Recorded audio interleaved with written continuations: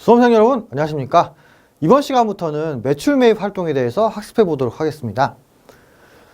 저희가 1장을 다 공부했죠. 큰 산 하나 넘은 겁니다.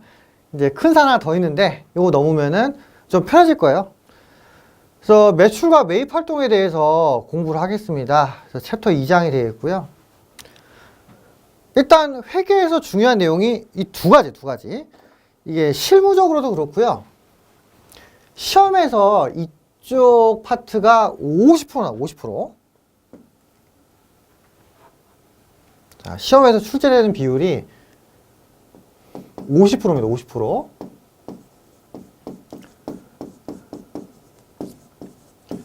그러니까 계정을 기준으로 하면은 50%가 안 돼요. 근데 매출과 매입 활동으로 보면은 50%입니다. 심지어는 이것만 보고도 합격을 하는 경우가 있어요. 좀 운이 좋으면은. 그러니까 객관식을 좀 잘 찍고요.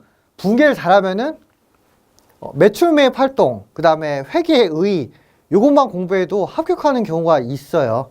그만큼 되게 중요한 비중을 차지하고 있다는 거죠. 그래서 여러분들이 요거 공부하시면은 이제 100점 만점에 50점까지는 맞을 수 있는 겁니다. 근데 저희 커트라인이 70점이니까 그 뒤에 내용까지 감안해가지고 그 뒤에 내용까지 감안해서 좀 공부를 하시면은 이제 합격이 될 수 있는 거죠. 네. 합격. 저희는 78점, 최소 78점 정도로 최소 78점을 맞을 수 있는 확률로 공부를 할 겁니다. 예. 자, 과거에도 말씀드렸지만은 어설프게 70점 목표로 하면은요 68점이나 69점으로 떨어져. 이건 제 경험상 그래요. 예. 최소 78점 이상 맞는다는 느낌으로 학습을 하셔야지 70점대 초반 좀 잘하시면은 80점까지 간단 말이에요. 참고로 제 강의 듣고요 100점 맞은 분들 꽤 있어. 100점 100점 어렵죠. 100점 맞는다. 예.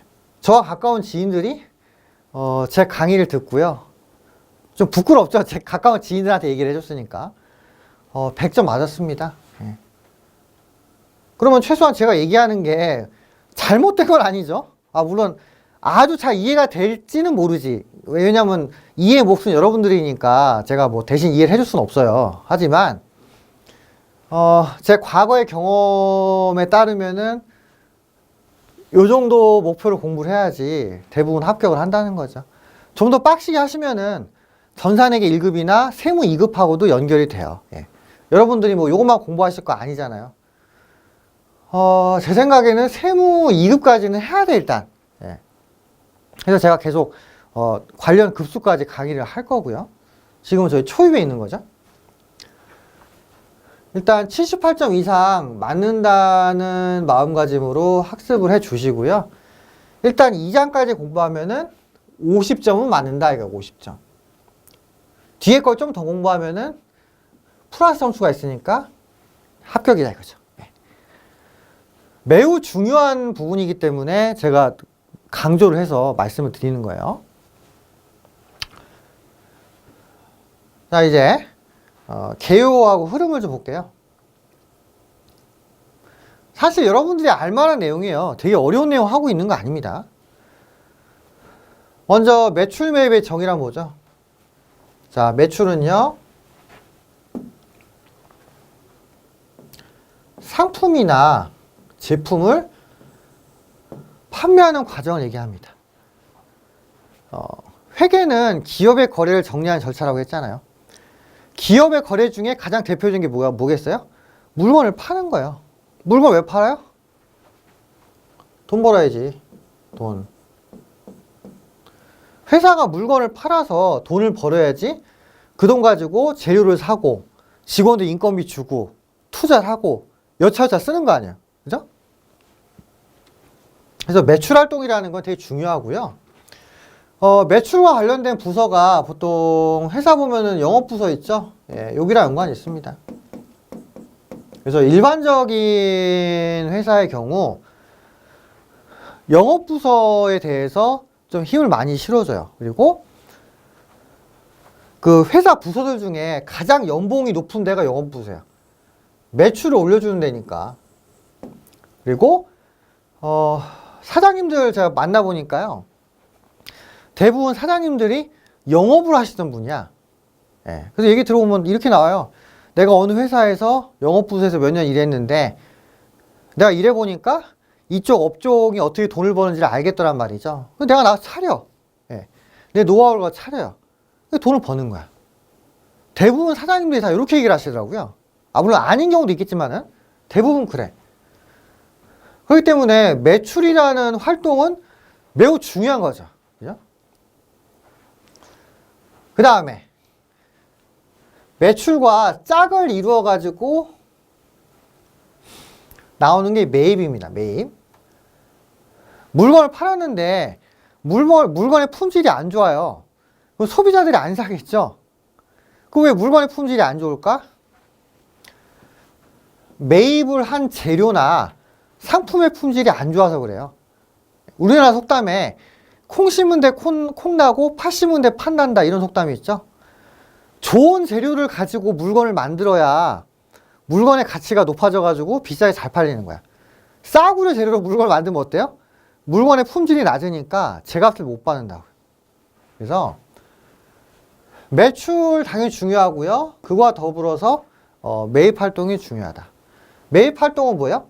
판매를 목적으로 해가지고 자원을 구입을 하는 거예요. 이 자원들은 결론적으로 판매가 되는 거죠.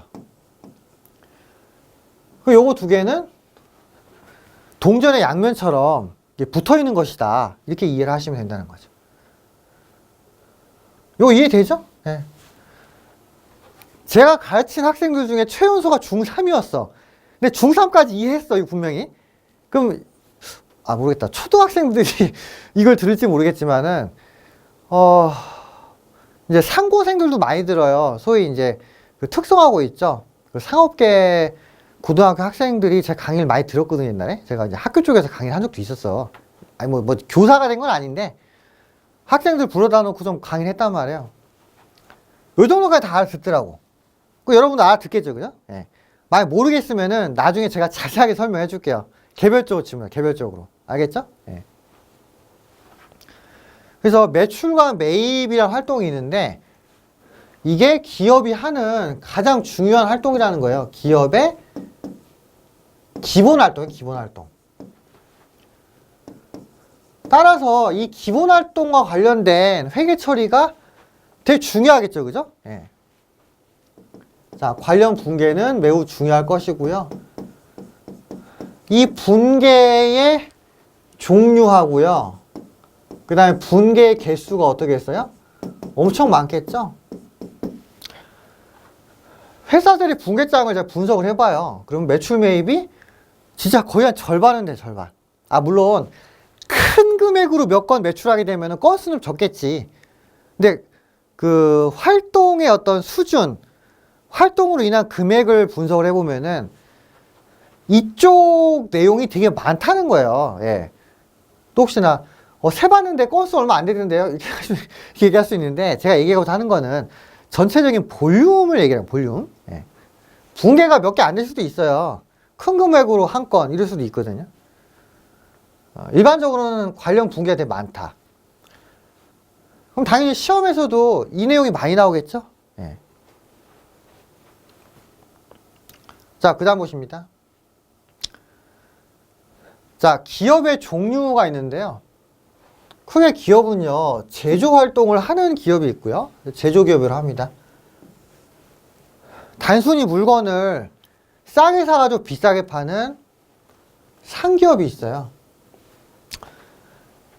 제조기업 같은 경우는 재료를 구입을 해서 이걸 가공을 합니다. 가공을 해가지고 팔아요. 자, 이런 절차를 지니고 있는데, 제조기업에 대해서는 여기서 할 건 아니고요. 차후에 제가 강의를 하게 될 전산회계 1급. 자, 여기서 이야기를 드리겠다는 거예요. 전산회계 1급뿐 아니라 전산세무 2급이나 전산세무 1급에서도 제조기업이 나와요. 완전 상기업은 그냥 전산액 2급에서만 나와. 예, 왜냐하면 이게 가장 기본적인 형태의 상업이거든요.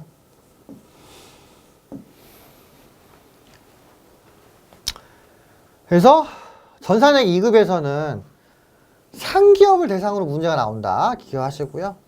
1급 이상에서는 제조기업 대상으로 문제가 나옵니다. 근데 이제 기본적인 회계 이론에서는 상기업을 위주로 포커스가 맞춰져요. 예. 왜냐하면은 제조기업의 활동을 알려면은 원가 회계를 공부해야 되는데 이 원가 회계는요 재무회계하고 영역이 좀 달라. 그래서 여기서 같이 설명드리기는 좀 어렵다는 거죠. 예. 자, 이렇게 그 기업의 어떤 활동 그리고 종류에 대해서 살펴봤습니다. 일단 기업의 주요 활동이 매출 매입이 있다고 하니까 저 활동을 좀 구체적으로 봐야 될 필요가 있겠죠. 자, 매출 활동입니다. 먼저 매출부터 볼게요. 매출 활동의 흐름은 간단해요. 뭐예요? 물건을 팔고, 자, 물건을 팔고 돈을 받는다. 요게 매출 활동의 흐름이에요. 딱 하나입니다. 다만 돈을 받는 시점이 세 가지로 구분해. 세 가지. 첫 번째, 미리 받는다. 소위 계약금을 받는 거죠. 그 다음에 물건을 파는 시점에 돈을 받는다. 그죠? 판매 시. 그리고 나중에 돈 받을 수도 있잖아요. 외상했을 때 외상. 차후에 돈을 받는다. 이렇게 나뉜다고요. 그 돈이라는 거는 결론적으로 현찰이거나 또는 계좌에 있는 형태일 거 아니에요. 근데 사실 요새 옛날에도 그랬지만은 요새 같은 경우는 현찰로 거래하는 경우가 많지는 않죠. 대부분 뭐예요? 계좌. 계좌로 돈 들어오죠. 요새는 하다못해 그 떡볶이 파는 노점 있잖아요. 거기서 다 계좌이체로 해. 왜? 요새는 꼭 컴퓨터 앞에 앉아야지 계좌이체가 되는 거 아니잖아요. 뭐 옛날처럼 뭐 은행 가야 계좌이체 되는 것도 아니고 뭔가 여러 가지 전자기기를 통해서 계좌이체를 쉽게 할 수 있잖아요.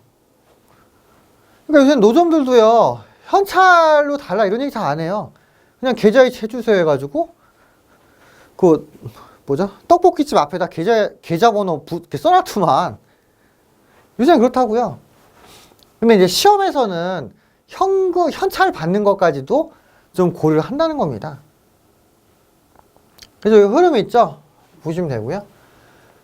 미리 받으면 이제 계약금이라고 하죠. 예. 나중에 받으면은 이제 매출 채권이라는 게 발생이 되면서 이제 차후에 회수가 되는 거고요. 회수가 안 되면은 요 매출 채권 잔액을 이제 재무상태표에다가 이제 기재를 하면 되네요. 예. 그러면은 매출과 관련된 계정이 이렇게 되겠죠. 파는 거, 돈 받는 거 이렇게 관련되는 거 나올 거고요. 시점에 따라서 계정이 좀 다르게 나오겠죠. 예. 계정을 암기하는 거는 약간 사후적인 문제예요. 흐름을 잘 이해하고 그 흐름에 관련해 가지고 뭘 받고 뭘 주느냐, 그죠? 뭘 주고받는지 이해하는 게 더 중요하다고요. 계정이 아까 거 몇 개 안 되니까 외우면 그만이야. 계정을 열심히 외우다가 정답 중요한 걸 놓치면은 이것도 아주 골치 아픈 거예요. 그래 놓고서는 회계가 어렵다. 회계가 나랑 안 맞는가 보다. 이렇게 생각하는 거죠. 안 맞는 게 아니고요. 어디에 포커스를 맞춰 공부할지가 가늠이 안 되는 거예요. 예. 그래서 계약금을 수령하고 물건을 팔고 돈을 바로 받으면 땡큐, 나중에 받으면은 채권 발생시키고 회수. 이 흐름을 이해하시면 되는 거죠. 그리고 물건을 팔면은 운반비가 발생을 해요. 운반비. 우리 택배 같은 거 많이 주문하죠? 택배. 일반적으로 택배비는 누가 부담해요? 판매자가 부담을 하는 거예요. 물건을 팔면서 추가적인 비용을 들이는 거니까 운반비는 충분히 발생할 수 있고요. 그거는 별도로 처리가 되는 거죠. 별도로. 제가 관련 설명을 써놨으니까 한번 읽어보세요. 계약금을 위임받을 수 있죠. 이 계약금을 뭐라 불러요? 선수금. 선수금은 나중에 물건을 주겠다라는 의미가 포함된 단어입니다. 나중에 뭘 주는 건 뭐예요? 부채잖아요. 그죠? 넘어갈게요.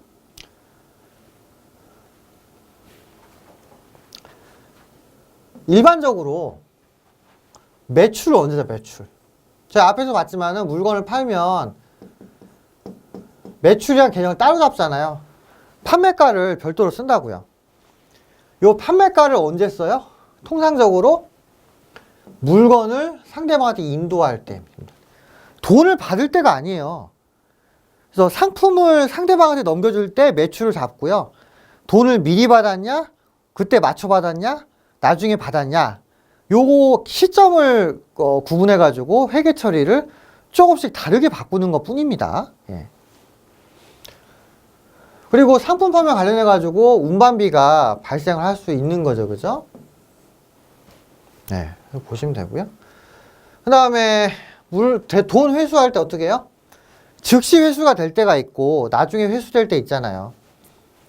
그럼 돈이 현찰로 들어오거나 아니면은 회사 예금으로 들어오겠죠. 그리고 예금 거래할 때 통상적으로 쓰는 게 보통예금이나 당좌예금. 보통예금은 사실 설명할 필요도 없고요.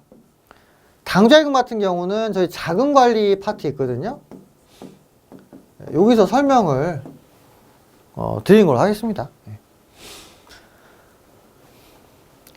예금에 대한 사항들은요, 자금운용 및 관리에서 설명합니다. 여기서 이제 당좌예금이 뭔지, 그리고 또 상황에 따라서는 뭐 어음이 뭔지 설명드릴게요. 어음 같은 경우는 채권 채무에 설명되어 있구나. 나중에 어음이라는 거 공부하셔야 될 거예요. 그래서 차후에 그래서 이제 돈이 들어온다 이야기 드렸고, 돈을 나중에 받을 수 있잖아요. 요새 같은 경우는 신용거래가 되게 또 보편화되어 있죠. 신용거래.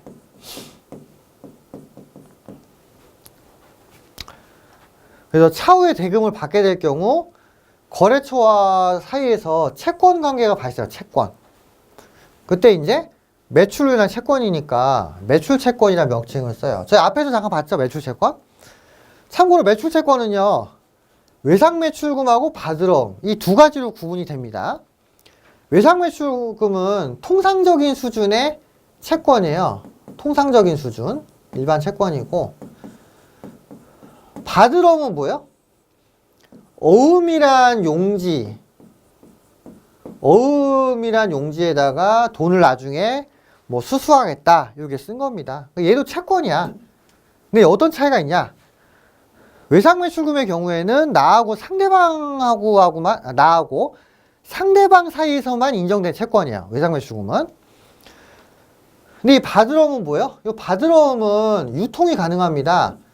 그렇기 때문에 이 어음을 가지고 있는 3자하고 나하고도 연관이 있을 수가 있어요. 그래서 즉 거래 당사자들끼리만 관계가 있는 채권이냐, 아니면은 거래 당사자 이외에 다른 3자하고도 연관되어 있는 채권이냐, 요 차이에 따라서 외상매출금, 바드럼 나뉘는 겁니다.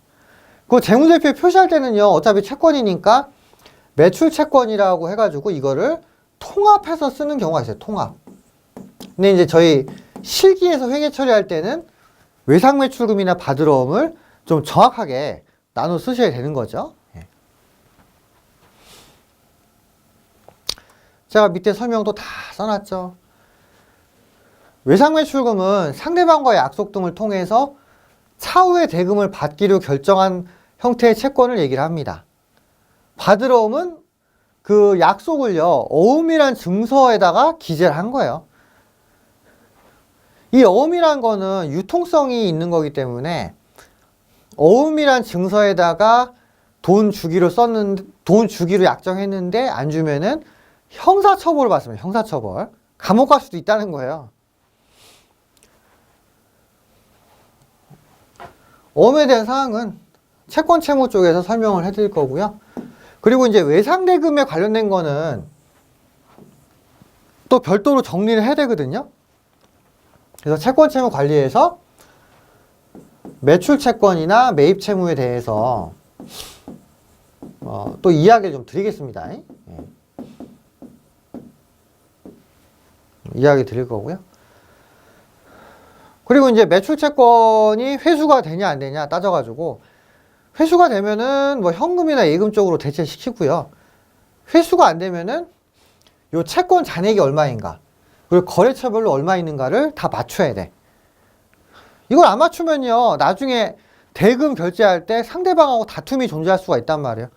나는 분명히 장부에다가 외상 받을 거 100원 적었어. 근데 상대방이 80이라고 주장을 해요. 나 80 준 거밖에 없다.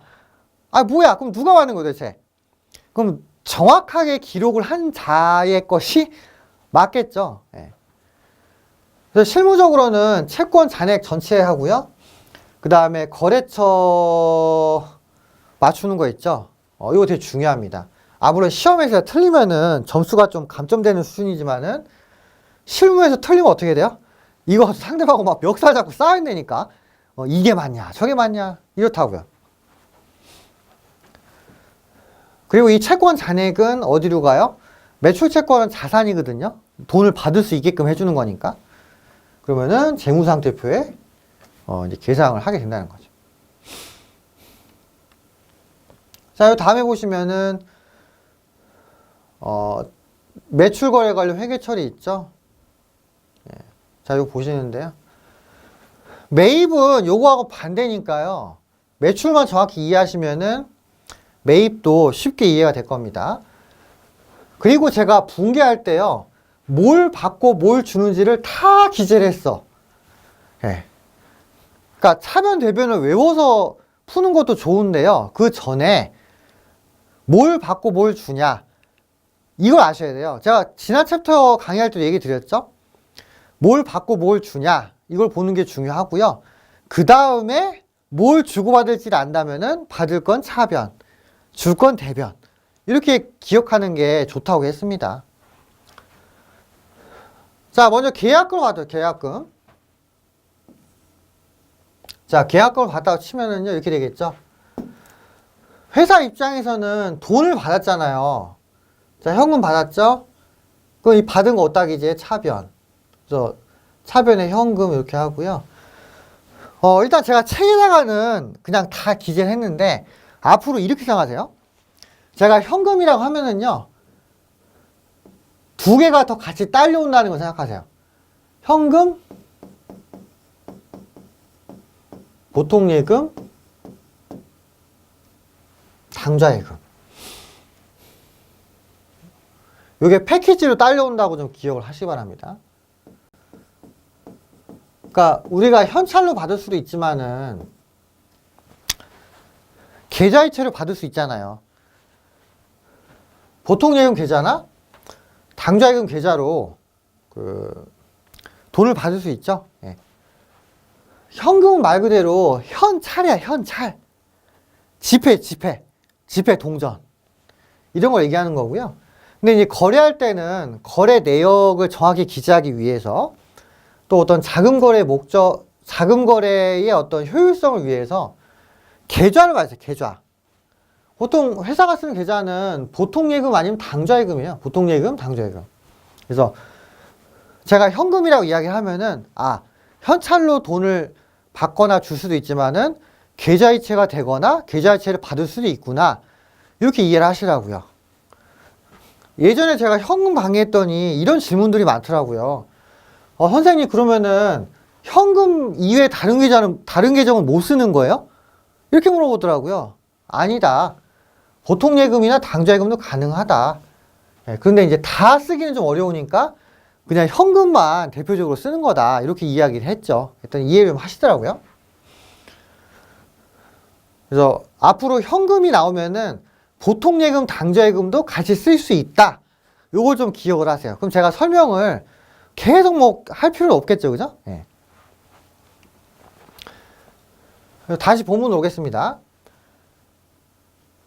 계약금을 수령을 하면은 돈을 받는 거니까 차변에 현금을 써요. 그 회사가 뭔가를 줘야 될 거 아니에요.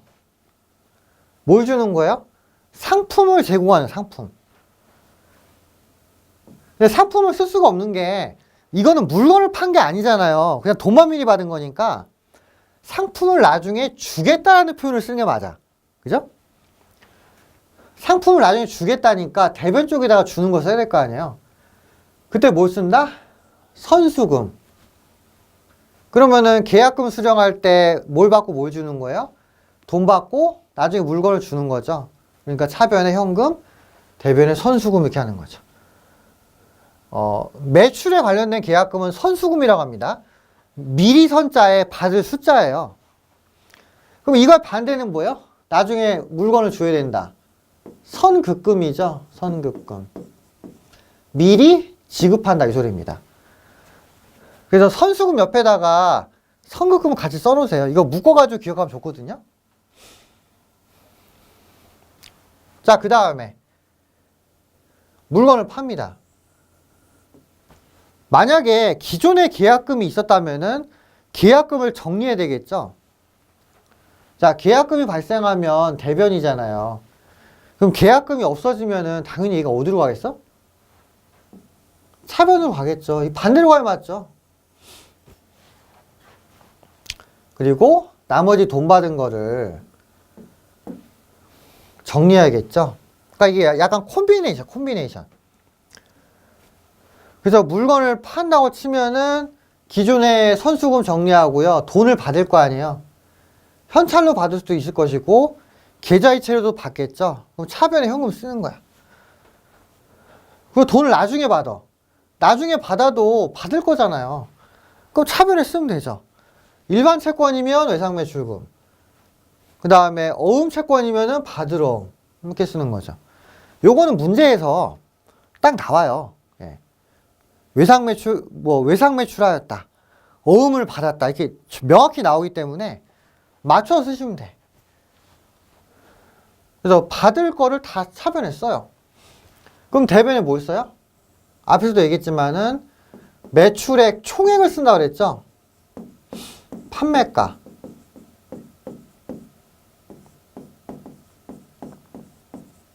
그리고 이거와 대응되게 뭘 써야 돼?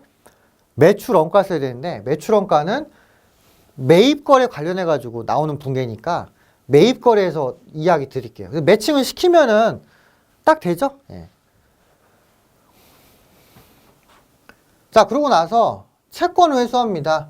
기존에 외상매출금하고 받으러움이 있었잖아요. 이거 회수해야 되겠죠? 이거만이 헷갈려 하시더만 어떻게 하면 돼요? 자, 채권을 회수하면은 돈을 받잖아요. 돈 받는 건 어디? 차변. 그러면 기존에 또 외상매출금하고 받으러오면 자동으로 어디로 가게 돼 있어요? 퇴변. 예. 자, 과거에도 말씀드렸지만은 양쪽을 동시에 생각하기 헷갈리다 이거야. 그러면은 한쪽만. 자, 채권 회수, 차변의 현금, 대변의 외상매출금 받으러옴이잖아요.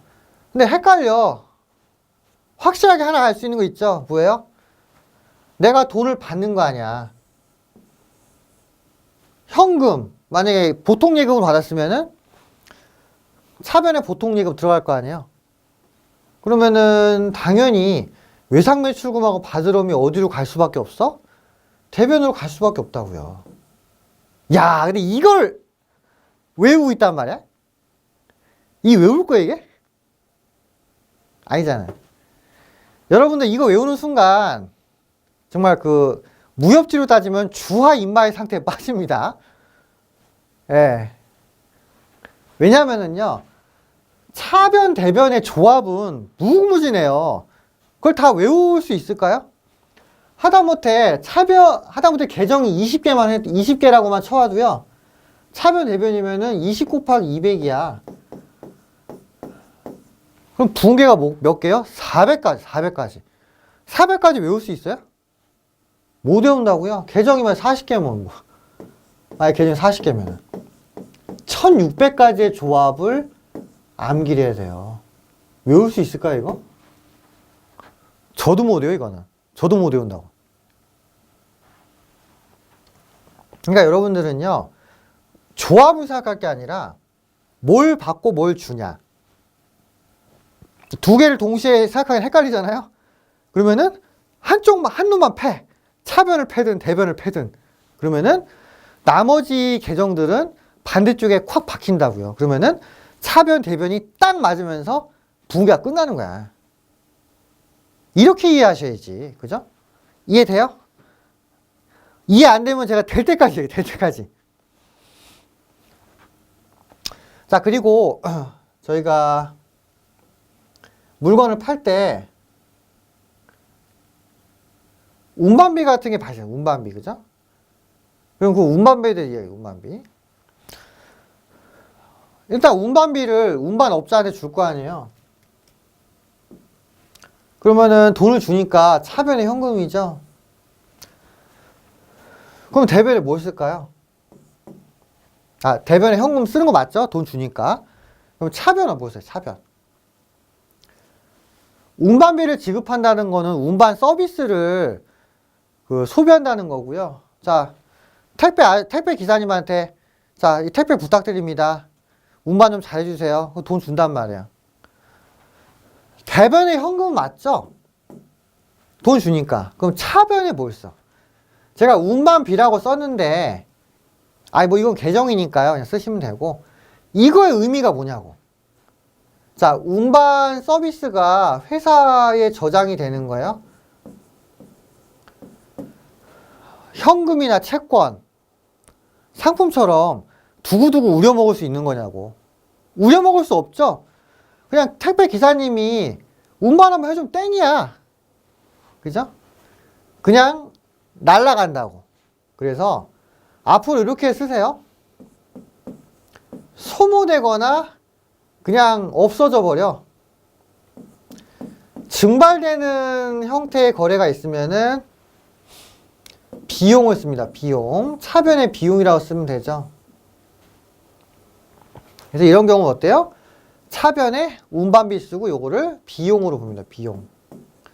그럼 요거는 손익계산서에 들어가는 거죠. 예. 물건 팔 때 들어가는 운반비는 비용으로 처리된다.